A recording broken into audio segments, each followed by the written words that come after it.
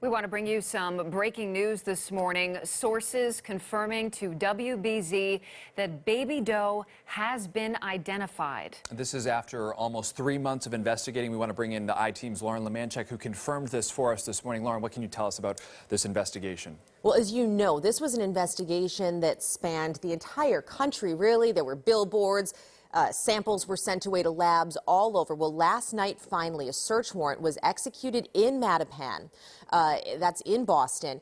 It was determined that Baby Doe is from Boston, has been identified. Now, sources tell me that there are a number of people currently being questioned because this investigation is still ongoing. It is very active. They need to find out why and how she wound up on that beach in Winthrop.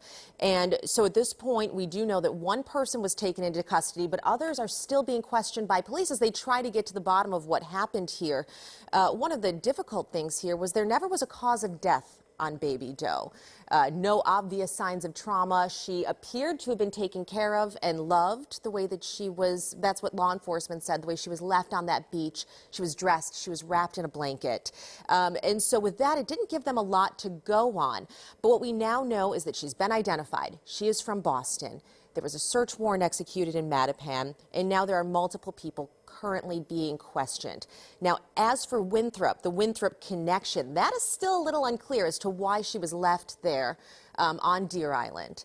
I am told by sources that one of the people being questioned has had contact with Winthrop police in the past. What that contact is right now, that I don't know. There's still a lot of unanswered questions, but this is a rendering, what you're looking at, a computer rendering that was made shortly after Baby Doe washed upon Deer Island back on June 25th. It was put out to the public, and it just spread like wildfire on social media. Millions of hits on there, and also billboards went up all over the state, and it was surprising that for so long you wondered, how could no one know who this baby is? And that was the big question state police had. As you recall, they were really trying to make that push around the 4th of July, around other holidays, when people were going to be with friends and family, to say, hey, where has this child been? We don't see this person. This person's missing. Of course, one of the difficult things is with her age, she may not have been in school, so you don't have that check on this. Another thing that was speculated was perhaps her parents were here and were undocumented, and so they were somewhat off the radar.